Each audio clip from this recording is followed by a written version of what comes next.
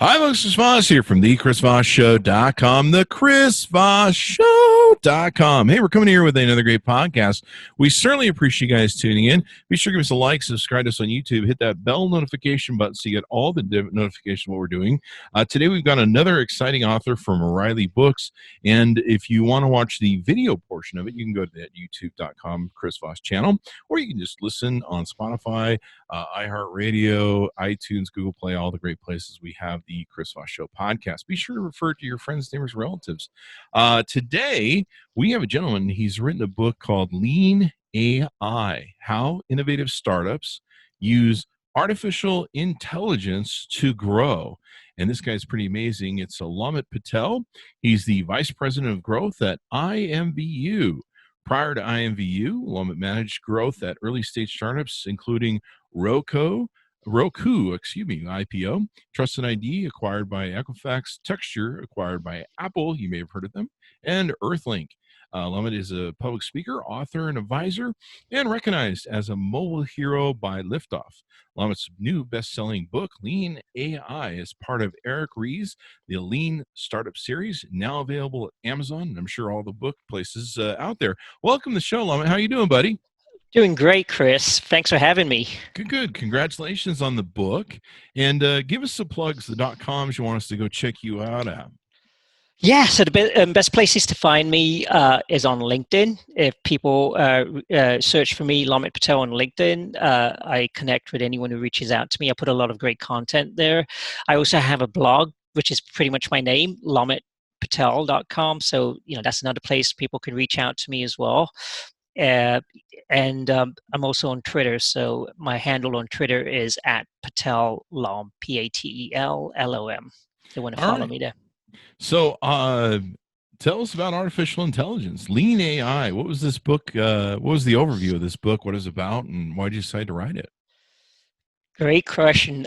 So the overview of the book is pretty much based on my own personal journey at this company where I work right now called amzn. I've been here for just under 4 years, but when I joined the company, one of the things that I kind of helped champion was for us from moving away from just being kind of a desktop app game into becoming a mobile game app.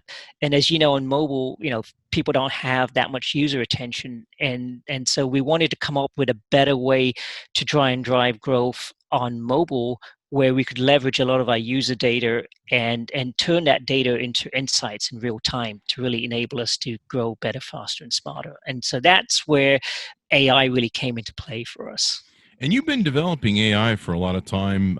You've got a very impressive resume that you've gone back here. Where did you grow up at? I actually grew up in England. Yeah, I did. Yeah, I spent a good part of my formative years in London, and I came over for grad school right around the late 90s, because I really wanted to I was really interested in internet and digital marketing, and there wasn't a lot going on at the time in the UK. So that's what kind of drove me out here. And then once I graduated, ultimately, if you want to work for startups, which is what I wanted to do, you have to figure out a way to get to Silicon Valley and San Francisco. And so I ended up coming here, and I've been here for over 16, 17 years now. That's awesome.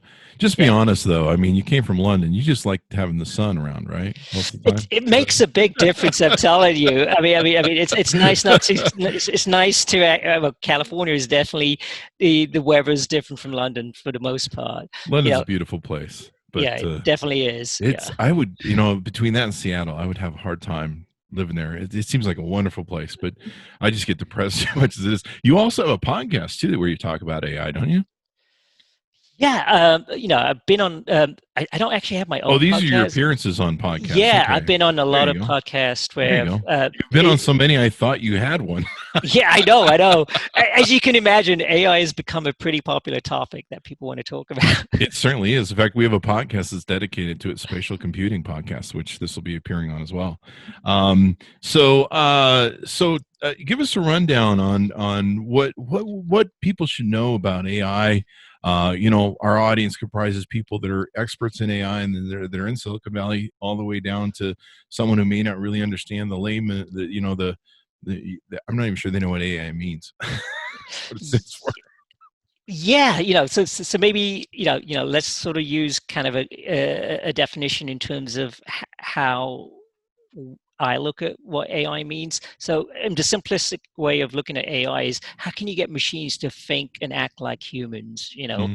And there's different forms that kind of fall under that. But one way that a lot of AI works is through machine learning, and that's primarily where you can get a lot of data, and you can kind of get the machine to kind of take a look at this data and try to figure out the patterns of what the data is really trying to say, and provide insights. That's ultimately for me, AI was really about trying to help solve problems or use cases that were really relevant to us, in the business world, rather than try and use AI for a lot of these elaborate stuff that people talk about in the media and creating robots. It was nothing like that. Ours is more like real life use cases where ultimately it's about extracting value that really gives us and folks in business the ability to get more predictable about acquiring new customers and driving revenue, right? Because that's what matters about, ultimately a business is only as good as surviving and thriving if you continue to focus on those two areas. If you're not growing, you're dying. That's usually the rule in business. At least That's that's what true. I've found. Yeah. So you've written this book, and it's how innovative startups use artificial intelligence to grow. And so you give them, you kind of, I guess, go do a walkthrough in the book of different startups and how they've used AI. Yeah. So for the most part, um, what people don't realize is AI does exist in a lot of platforms right now, at least when it comes to like growing your business. Examples being like Google, Facebook, and all these other places where you spend money. I mean, they all have some form of AI built in, but the difference is that a lot of that AI is self-serving because it's really about you spending more money with them, and and that makes sense because they're not That's weird. nonprofits, right? And so what I started looking at was how do these different big investment trading firms use AI? Because ultimately, what people don't realize is when you're buying advertising, it's all like an exchange of supply and demand that drives prices up and down on how much you want to pay to get your ad in front of a specific type of audience at any given time. And what I came to realize is that ultimately you know you want to try to build a layer of AI that kind of sits between you and all of these other places where you spend your money, because you want to try to take a holistic view on the entire customer journey of how you're going to acquire customers, how you're going to retain them, and how you're going to monetize them. And instead of trying to run those elements in silos through these different partners, you want to have like a machine that's taking all of this data that you get on your customers in real time, extract value in terms of where you should be spending your money, what's the right message you should be sending that customer, and then once they sort of come into your website or your app, what's the right personalized experience you want to give them that gets them engaged in the product? And once you get them engaged, then you clearly want to identify pretty quickly how you're going to monetize, because ultimately you have to monetize and the customer in order to try and drive revenue. And so all of these actions and behaviors that happen within our product enables our AI to really identify what's the ideal user journey that we want to pivot different users through, as well as who are the right users that we want to attract into the business in the first place, and what's the most relevant messages or creatives and ads that we want to use. And then it's a matter of continuing to sort of build these little habits for these users to continue to keep using the product, because as you know, human behavior is pretty predictable. If you get them to do certain things repetitively for a certain number of days, in general it's like 20 to 30 days, they'll continue to do it, right? There you And so go. yeah, Gamification of that's what it product is. sales, basically. Um, Exactly. I've always been, I play a lot of video games, and we have a gaming channel and a podcast for gaming. And I've always been kind of interested in, the gamification models, how they deal with us and how they train and everything else. It's an interesting thing to see, not only that in marketing. So you talk about AI growth marketing equals smart marketing. Give us some details on how that can really help you grow, I guess. Yeah, so couple of examples, based on the entire user journey, one part of one part of your focus is really, most marketing teams have a budget to try and spend on advertising for the most part, to acquire new customers. And so one use case that we use AI for is just have a holistic view across all these places where we're spending our money right now, and let us know in real time, should we be spending on Google more than Facebook, or Apple, or all these like 20 to 30 different partners that we work with, based on how those exchanges are in real time. And so what the AI is able to do is it kind of knows, ultimately an AI is about optimizing towards an outcome. And so for us, the outcome is two specific success metrics. One is the cost to acquire a customer, and the second is the return on investment. So it's always optimizing towards those two end goals, and it's trying to figure out at any given time, should we be spending more of our budget on Facebook if that exchange is more favorable, or any of the others. And so it's adjusting bids and budgets in real time, kind of like buying stocks like That's a day amazing. trader. I mean that's kind of a use case, even though people don't think about it. But marketers are like day traders, because you got money, but you're not really just spending it. You're spending it with specific objectives you're trying to achieve. And so for us, it's trying to get the best return on that investment, and so it just bids, adjusts budgets. But the other thing that it really helps us to is orchestrate these campaigns, because ultimately, the secret to driving growth is really to try and run as many different experiments as possible to really figure out what works and what doesn't work. Because what works like today is probably not going to be the same thing that's going to work, uh, uh, in a month, or depend on how market conditions continue to change. And so the secret sauce is really having this AI machine that orchestrates. Like, we used to run maybe a couple of hundred experiments when I used to have a team doing this. Now we have this machine, so we're able to run 5 to 10,000 different experiments across the entire customer journey. That gets us better, faster, and smarter to really get to ultimately creating the most personalized experience, starting from who we should be targeting with the right ad, with the right message, and when they come into the product, to pivot that product experience to match that expectation. That's going to lead them to becoming the best lifetime value customer for us.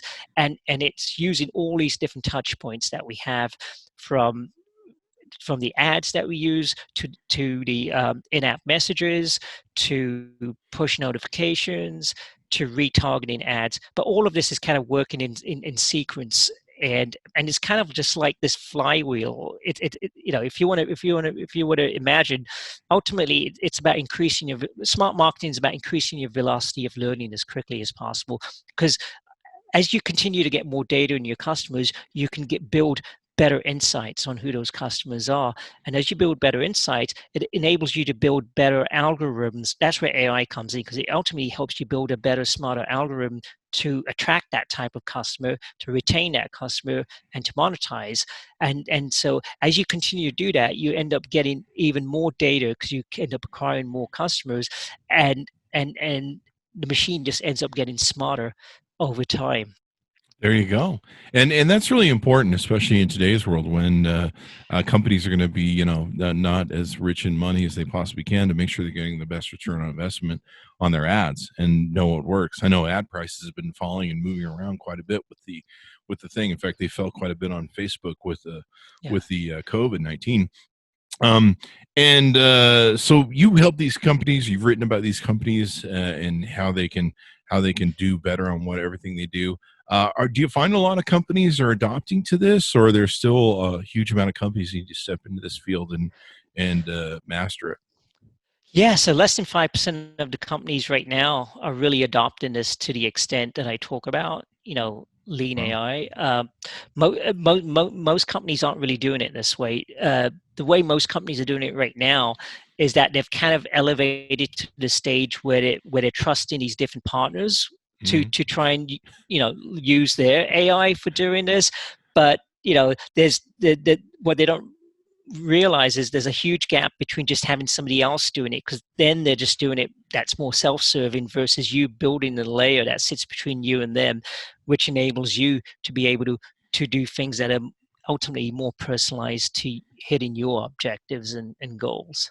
And So yeah, probably there's a lot of room right now give you for a better companies. turnaround. And like Yeah. the worst thing you can ever do is buy some ad space, and the thing gets out of hand and you don't get the ROI, and you've misplaced like a certain vendor, and you don't find out until you spend the money, and then you're just like, oh crap, that didn't go well at all. And oh man, if I could have stopped that bleeding that I was doing with that campaign. So it can definitely save people money. And it sounds like more and more companies need to adopt to it and get up to par. Yeah, I think, Chris, you bring up a good point. Like in the old days, I'm not sure if you ever saw that show Mad Men that used to be Yes. pretty popular. But there was a lot of pressure on trying to be like that human genius who comes up with kind of that right creative message, Mhm. that's ultimately going to, make a profound difference. And as you know, as humans, I mean, for the most part, you're throwing darts in the air and you're hoping one's going to hit, right? Yeah. So instead of having that kind of pressure, now there's no excuse, because everything's trackable, right? There's data coming from all over. You have more companies have more access to data on their users than ever before.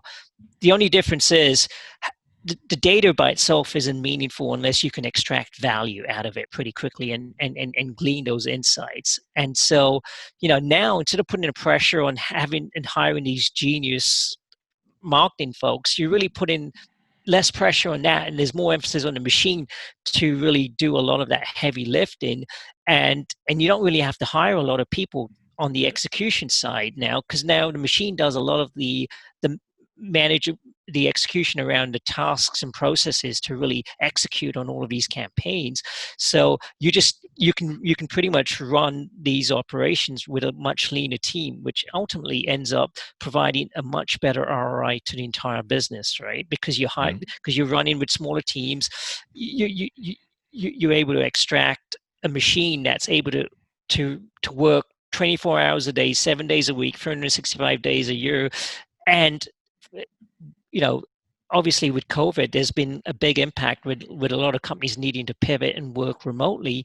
I mean, for us, I'll give you a good example, because a lot of our, another thing that goes hand in hand with AI is automation, because once the AI figures out what you want to do, you want to try to automate all of those levers that it can take action on pretty quickly, and not have a manual in interjection at that stage. Otherwise, you're delaying the whole process, right? Mhm. And so, because we've automated so much of our tasks and processes, we as a business at MView, we were growing pretty profoundly. But during COVID-19, to what you were mentioning, when prices started to come down, a machine automatically started to increase our bids. So we started to spend, I think it was about 68 to 75% more of our budget, and we've continued to spend more Wow. because we started getting more favorable rates, and we were able to acquire the same quality of users at a much lower price. And so, our business has profoundly, was growing, but now it's growing. It started growing at a much bigger velocity, and you know and we removed a lot of that human um, emotion that goes into like reacting to crisis, Mhm. where the natural reaction was, for most companies, the reason why prices went down is because a lot of companies pulled back their budget to really figure out, what do we do here. And that was, during those 6 weeks, we we acquired more customers than we probably did in the last couple of months, Oh wow. at a fraction of the price. That's freaking Yeah. amazing. I'll bet.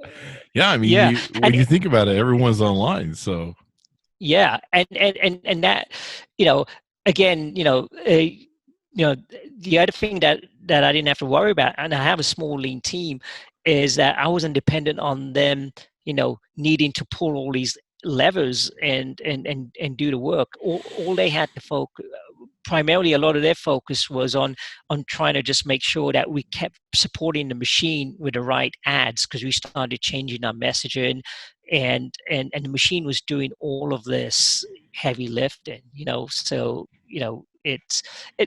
that's kind of the big difference, between the companies that have really done well in Silicon Valley have automated a lot of this thing. They've turned marketing into a true science project, where it's all about coming up with hypotheses and then running these experiments to either prove out whether the hypothesis is true or false.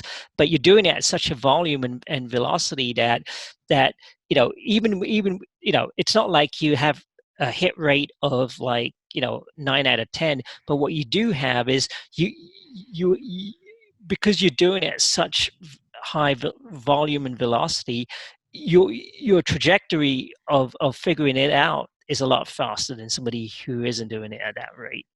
And it's probably 24/7, right? So Yeah. normal employee would show up 9 to 5 and be like, "Oh, I'll see you the rest of the day." The computer could run 24/7 and adjust to everything in real time. So it's amazing the world. And I give you one example. Sure. It is. I give you one example of where the machine, where that really comes into play. Because with us, right now, we're a global business, so people work on different time zones across the world, and with our machine, it's able to pivot and change behaviors based on where it's spending that money, whether it's in the US and in Europe and in Asia, so that over the 24 hours, we're getting the maximum efficiencies across all those time zones without being reliant on people that were changing these things. And obviously, we had to neglect certain time zones because we didn't have people that were willing to stay up those hours, right? So you can be a worldwide business, run 24/7. It's all computerized. I mean, that's beautiful. That's beautiful. And you can adjust in real time. If when prices change, you can adapt and wow, man, it's just going to be crazy, the future that we're moving to. I think I'm going to put AI on my Tinder profile or something so it can track. I don't know. It'll just let me know when I'm supposed to marry someone. You know what I mean? And then, like to say, there's an app for that too. That's what these dating apps do, right? I mean, they use a lot of AI to try and sort of come up with those matches. Because there's a reason why they try to ask you about, what are your interests, and then they know where you're from, and then they try to sort of match you up with kind of the ideal person that could be a good match. I just wanted to call me and just say, you just need to marry her and spend the rest of your life with her. This is the one right here. I know. But what I was going to say, dating apps are smart enough to know that they don't want to get you matched up perfectly right away. Otherwise, they'll lose you as a customer, right? They want you to continue to keep dating, right? Keep spinning. If you think about it, that's right. Keep spinning. That's right. That's part of the part of the hypothesis where I'm sure it kind of goes into where they build their algorithms, where they want to make sure that you still continue to at least get 6 months of revenue out of you before you get hitched. So they're not going to give me the one. They're just going to be a little off the one because they need, because they give me the. You're right. If they're like, this is your perfect match in the world, we found the one.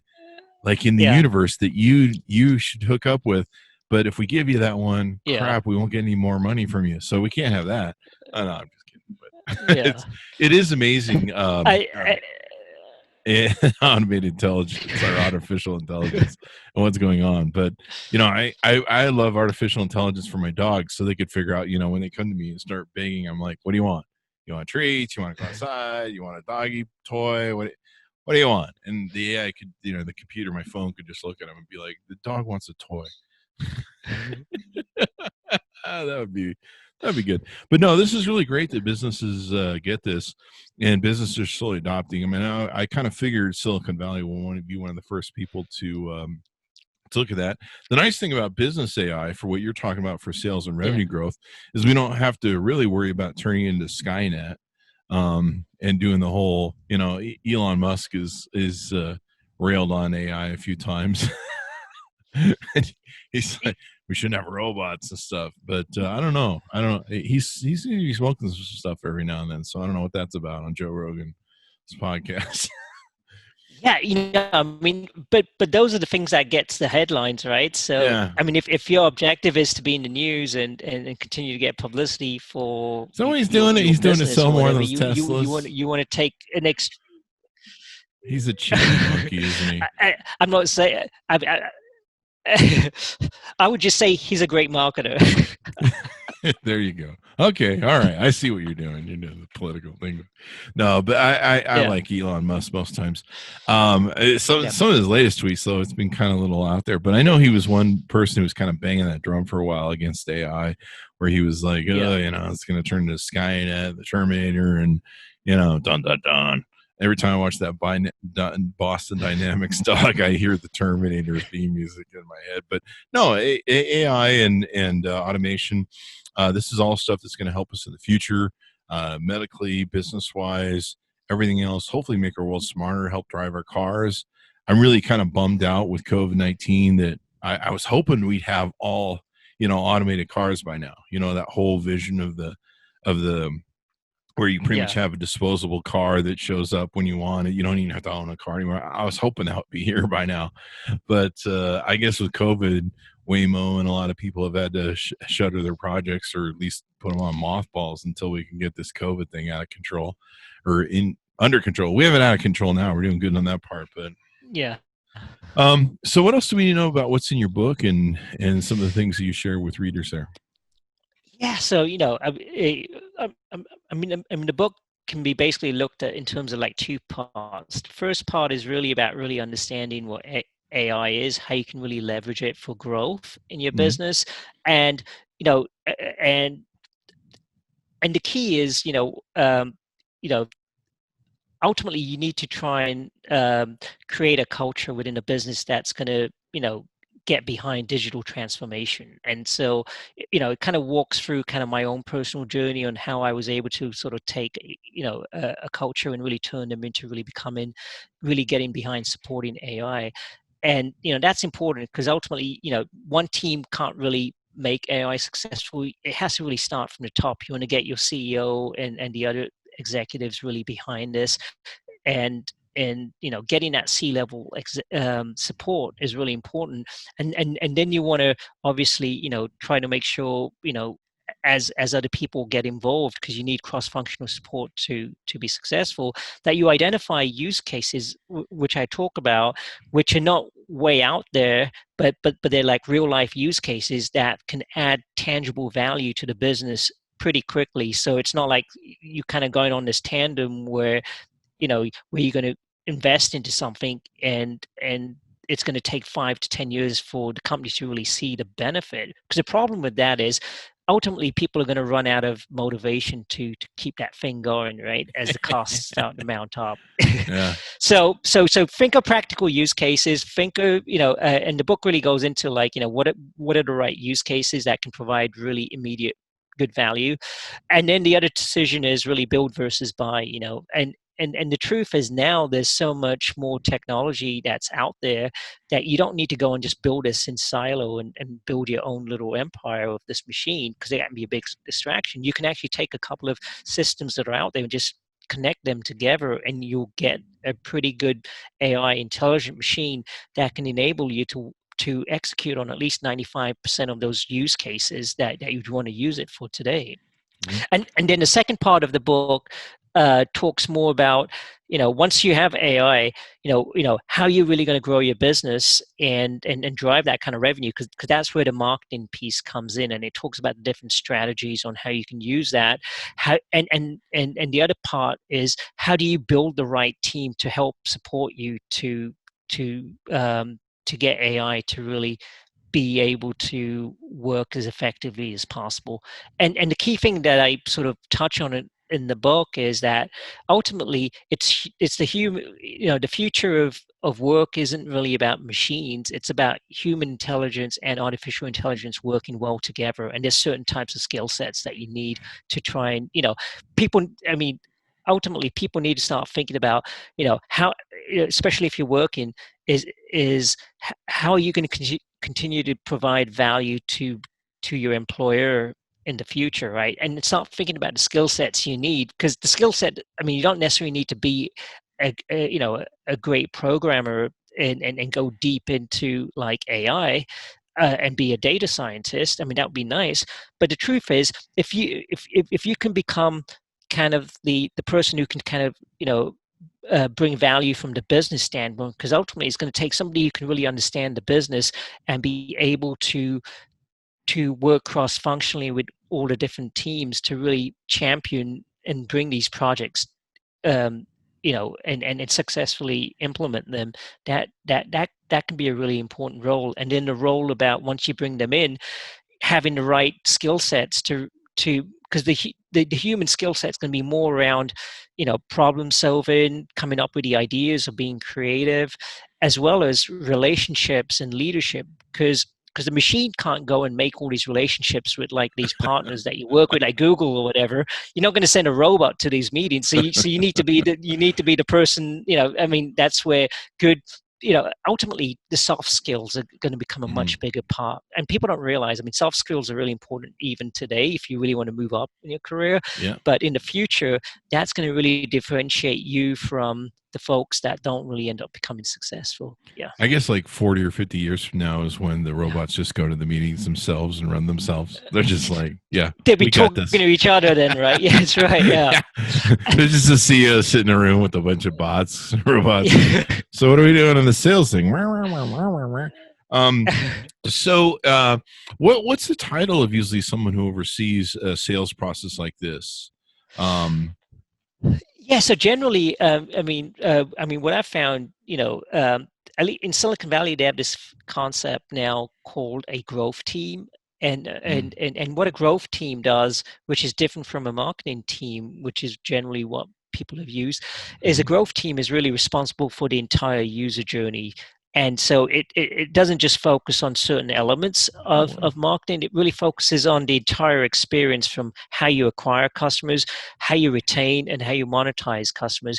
And so within those facets, a lot of the retention comes into the product experience. So this team works cross-functionally with the product team to come up with different ways to improve the product experience. Because in Silicon Valley, product plays a key part into keeping customers around, and then you got all this data. Instead of like having different teams working in silos to execute, it's kind of like having this this squad team that kind of works cross-functionally across all of those areas. But you have someone who's either like a head of growth or vice president of growth that is kind of like the quarterback who's pretty much responsible for kind of helping to cultivate the overarching strategy on how we're going to get the business to grow, and there's different facets that come into that, and AI is a big part of that, because ultimately it's about turning your data into your superpower, right? That's what a lot of companies will come to realize, that right now we're talking about this, but there's only, as I mentioned, the opportunity is really because only 5% of companies are really doing this right now. So the majority aren't. But the question is, are you going to adopt this before your competitors do? Because whoever does, they're going to start going on that flywheel a lot quicker, and then they're going to start racing away before you get onto it, right? Yeah. I remember the days when Barnes and Noble used to be like the biggest bookseller, and they didn't get online first, but Amazon did. And of course, they did probably a lot of different great features. And by the time, I think it was just a couple months later, or I don't know, they lost getting online by like 3 or 4 months. And Amazon, you can see the results right now. Barnes and Noble filed bankruptcy, and Amazon's been rocking it. So I know that we're entering a period where a lot of people are going to get laid off, and we're going to, we've talked about this for years, where people need to get retooled and relearn new skills and stuff. So you see this as a burgeoning job industry in the future? Yeah. I do. I think, you know, going back to what I mentioned, soft skills are going to be really important, but also just having, kind of just a good understanding on business and technology, Mm-hmm. and how those two facets can interchange, because most businesses now, especially with COVID-19, are going to accelerate the whole digital transformation, Yeah. because one thing that technology can help you do is ultimately it can help you become more efficient, or better execution, which ultimately helps you either make money or save money, right? Mm-hmm. And so, you know, that's why I think, like one of the things I did on my team, what was to try and get the folks that I had, and get them to do more training in certain aspects around really understanding how this AI intelligent machine works, so that we were able to kind of get them to sort of upgrade and stay relevant as the business continues to grow. It's like, yeah, and I think, with job skills, it's just like the whole evolution of life in general. You know, as you continue to grow older, you can't just think the way you used to think as a child. You have to continue to learn and evolve based on where you are, right? And so, you know, right now, one of the best places to go is there's so many online courses around AI, automation. It's good to learn the language of on what that means, and it just comes down to really just understanding the terminology on how to speak that language. If you can do that, then you'll be a lot more valuable, because ultimately, the engineering folks are there to build stuff, but you need to articulate the vision of what you want them to build and how it's going to work. My perception would be a lot of CEOs need to sit down and read your book. A lot of ones Yeah. that haven't adopted or adapted to AI, or that need to. A lot of CEOs are older guys like me who teach an old dog new tricks sort of people. Yeah. And we've got to catch up on this. Like you say, what we're going through with COVID-19, we're probably a year or two out from a vaccine, if there is one. We really have to learn to automate everything. Budgets are going to get tight, layoffs are coming, people spending dollars, economies, who knows what kind of recession, borderline depression we might be in.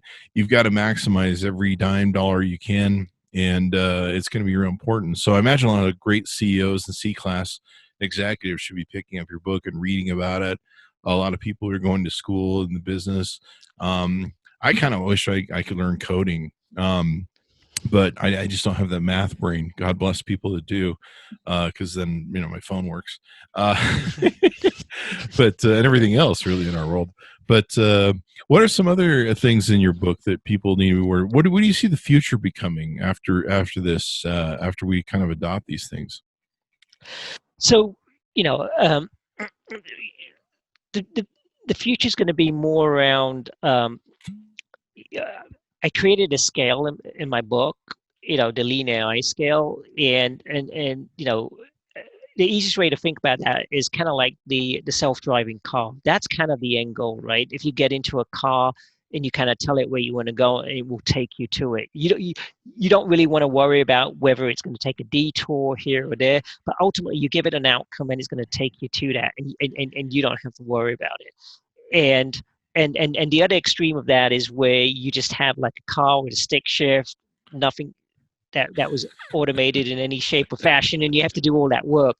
And the same thing goes in business, because ultimately, there's going to be all these different use cases that continue to come up, right? In terms of how can you get your business to be more efficient outside of just acquiring customers and driving revenue.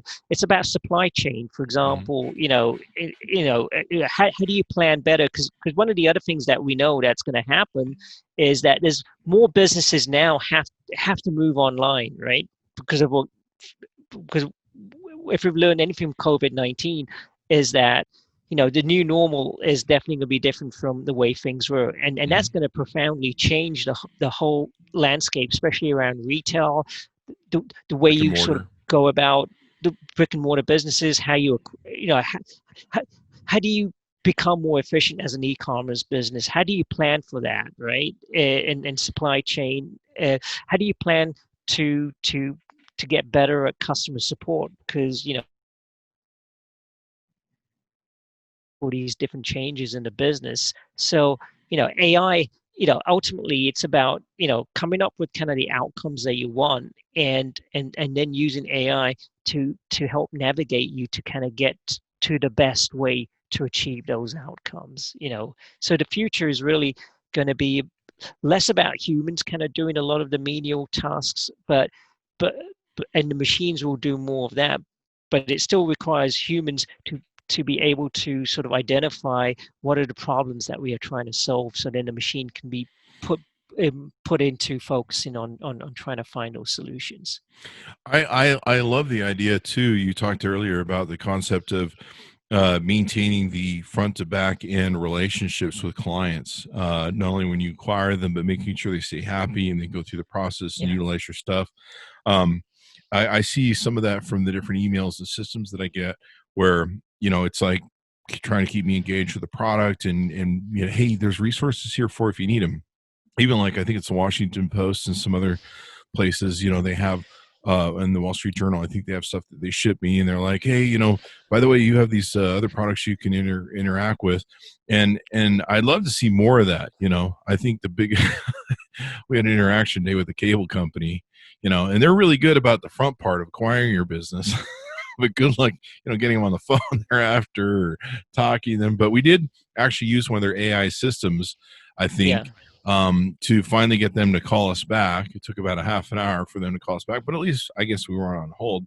But even then, we still had to talk to an operator for something that, I look at half these interactions and I'm like, really, if you just gave me the ability to, I knew what I needed to do. Why do we have to have a conversation to do this? And a lot of that's still sales, because the operators, she's going to try and upsell you and, try and convince you to, buy this or that or whatever. But even then, that could have been automated. I mean, and I would have been a lot happier about the whole process too. Because even then, the thing I always hate is once you make a deal with whatever the salesperson is, you got to wait for them to type in the order. You got to wait for them to, and they're like, oh, hang on, I got to get a manager because I don't know, the key code isn't working or something. Cable companies are worse with that. So I'm all for this AI data stuff, and making sure the customer is happy in the end. Like one of the things that still just drives me freaking insane is when I have to call my a credit card or a bank or any other place, and it's just nightmarish, the coding to get through. Like, and a lot of times, like I think one time I was just trying to find out if my bank was, it was recently, I was trying to find out if my bank was going to be open on July 3rd, because I'm like, well, Saturday, July 4th, I'm not sure the bank's closed on July 3rd. I was just trying to find that out, and that was like a nightmare to find out and try and call. And I was trying to call a local office, and you're just like, why is this why does it have to be so hard? And so I'm all for AI making our lives easier, making business easier. I've been an entrepreneur all my life. I've run small and big companies. These days I'm a small entrepreneur technically. And I know a lot of people that are in sort of my business, whether it's speaking, writing books, like yourself, authors, and everything else. Is there a lot of automation tools for sales and marketing? Like, a lot of us will run Facebook ads and stuff. Is there any sort of turnkey sort of operations for people that are smaller business, or is this really a game that's made for, big Fortune 500 type companies, et cetera, et cetera? That's a really good question. So one thing, as you mentioned, a lot of small businesses, depending on what kind of budget you're spending on advertising, if you're spending probably less than like $75,000 a month, then a lot of the AI that you get within like Facebook or Google or these platforms, it's probably better just to sort of leverage that, and the best way to do that is just to make sure that you've got good customer data events that you can pass back to them, so that you make it pretty clear to them what you're trying to optimize for. So then it kind of helps them to help you achieve that success metrics that you're looking at. But once you start spending a lot more than that, then you're probably going to start your campaigns are going to start getting more complicated than the basic ones that you run with these partners. It's going to be, you're going to start adding more partners. Let's say you expand your business internationally, you're going to start adding more countries, and so the scale and the orchestration of all of this becomes a lot more complicated. And so at that point, either you have to look into like hiring more people, or you could potentially leverage a machine and be less reliant on hiring people. Because I'm sure the frustration that small businesses face are pretty similar to the same frustration that large businesses face, which is managing and retaining employees is a challenge, right? I mean, Yeah. for the most part, because it's like you train them and you invest a lot of time, and they for the most part, depending on where you are, have all these other opportunities too, right?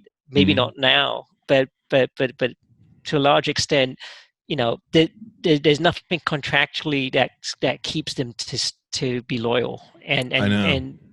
so that's a big disruption and a risk to any business too. While a machine is still going to stay there through, and all the learnings and the intelligence that you've gotten, it stays with your business versus being, versus risking that moving on when any person leaves. Yeah. I've done that before in my business where we used to train people, and we almost became, there were actually competitors that would be like, well, you don't know the business, so you should go to Chris Voss's shop. He'll train you and then come over here when he's done training you. Like literally it got that bad. And evidently, according to OSHA, we can't handcuff people to the desk. So there's that. I asked. But and so AI is super important. The future, where it's going. Anything more we need to cover about what you got in that handy book there from O'Reilly, Lean AI? Yeah, I definitely encourage everyone to go check the book out. Best place to find it is Amazon, and I mean, we've just touched upon a fraction of all the content that's in there. But I think ultimately, it's a great resource, especially for like CEOs and founders or entrepreneurs that want to start businesses, because it helps you to sort of get a bit bigger vision for your business and where technology can play a role. And the reality is we're all small businesses or startups, but the goal is always to grow, right? You never want to sort of just stay where you are. And the more you can do that leveraging technology, the more dependency that you can get in predicting how to chart that path to driving that growth, and that's very similar to what a lot of these companies that we talk about in Silicon Valley. I mean, you mentioned Amazon. That used to be a startup at one point, right? But the big difference between Amazon was they started getting all this customer data, and they started building all these legacy AI machines back in the day when it was so expensive. So they started hiring all these data scientists to do that. And that really gave them the competitive advantage. Netflix is another good example. I mean, Blockbusters used to be around, but where are they now? And what Netflix started doing was starting, identifying like, how can we get all this customer data and try to leverage that versus, what Blockbusters was trying to do was trying to defend, But if you start thinking about technology, it can enable you to change your mindset from playing defense to actually playing offense in trying to grow your business. And you're right. I mean, they did such a good job. In fact, Netflix is so good. Like, I'll be going through looking at, results for the thing, and it'll be like, no, you'll watch this video. I'll be like, okay, Netflix, let me down, Mr. Reed. No, kidding. But no, it really is point on. Amazon's always point on too, especially when it gives you like other people bought this and crowdsourcing that. And then, other people like you bought this, who like to buy the crap you like to buy. And then you see other things, you're like, oh, that's, that might be better there. And then of course now their AI is pushing a lot of their products, which is kind of an interesting way to do it. But hey man, that's what moves products, makes sales, and makes the world go around, if you will. And I like the aspect of what you brought up earlier about how if you don't adapt to it now and adopt, your competitor is going to do it, and then he's going to outsell you, and you may be the one on the chopping block.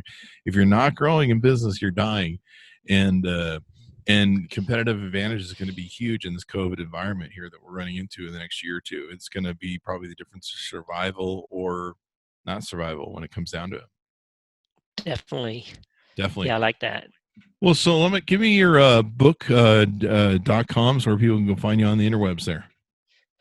Yeah, so in terms of the book, as I mentioned, people could find it on Amazon, but it also has a URL. If they want to go to the URL, it's called the Lean AI one word.com. That's where you can find the book. My blog is Lomit Patel. I write a lot of content there around AI, business, and growth, so people can get a lot of good content from my blog site. And also, follow me on LinkedIn, where I'm always posting daily a couple of different articles around what I find that is interesting, that's happening, that's kind of breaking and cutting edge, based on the day. So. I sent you a thing on LinkedIn. I'm definitely going to follow you. You have a lot of stuff on there, and it looks really cool. Yeah. Some of the things you have on there. So definitely check it as LinkedIn, everything else. Order the book up from O'Reilly and all that good stuff. Thanks to my audience for tuning in. We certainly appreciate you guys being here, and Lomit for being here, sharing this great data with us. Make sure to refer the show to your friends, neighbors, relatives. Get them to subscribe to the show. Also, if you want to see the video version of this, you can go to youtube.com/Chris Voss. Hit that bell notification button. So you get all the notifications of everything we do. We've got, of course, wonderful, great authors from all the different great publishers and every place else coming up. So be sure to stay tuned for that. No flipping. Thanks so much for tuning in. We'll see you next time.